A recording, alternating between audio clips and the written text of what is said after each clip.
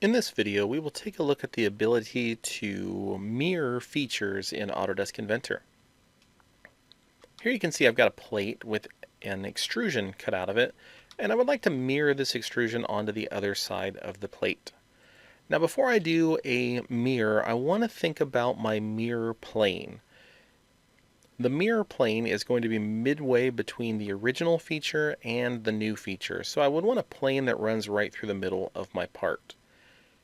This is one of the reasons why it's really nice to create your original extrusions centered around the origin planes, because I should have some planes here that I can use right in the middle of my part. Now if you don't have a plane running through the middle of your part, that's not a big deal. You may remember that we can create our own planes by choosing the plane tool, and if I select two parallel planes, I will get a plane that runs between them. So I can select one side of this box and the other, and there you can see I have a plane running right through the middle of the part. So that's a handy tool when you're using the mirror feature. Next, I'll start the mirror tool that's here on the 3D model tab in the pattern panel. I'll select mirror. First thing I've got to do is decide, do I want to mirror individual features or entire parts or solids? So I'll just stick with features for now. We can see the features arrow is already selected, so I'll select my feature either from the drawing window or from the model tree. I can mirror more than one feature, but I only want the one, so I will go ahead and select the mirror plane tool now and select the plane here in the middle. I'll go ahead and click OK, and now we can see the mirrored feature.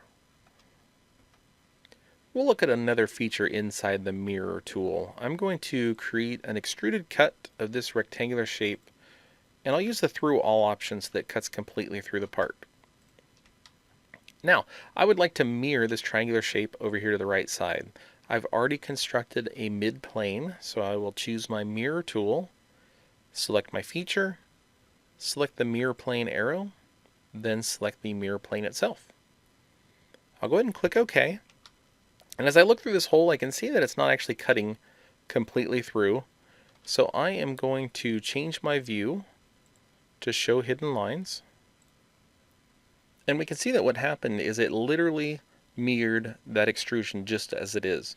So we can fix this. I will get into my feature again here by editing it, selecting the More button here in the bottom, and choosing the Adjust option.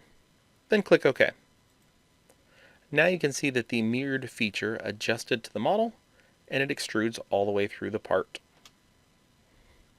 In this last example, I'm actually going to mirror the entire solid part rather than just an individual feature. I'll begin with the mirror tool once again, and this time instead of being set to features, I am going to mirror entire solids. Now this part only has one solid, so it's selected automatically. Now I can select the mirror plane, and I'll choose one of the side planes here, then click OK. And there you can see, just like that, I have quickly mirrored that solid part. I can even go ahead and mirror this again, so I will choose my mirror and switch back to solid part. Then I will choose my plane as one of these faces here. And just like that, I've taken that 1/4 stand and mirrored it twice to make the entire stand. That concludes this look at mirroring features in Autodesk Inventor.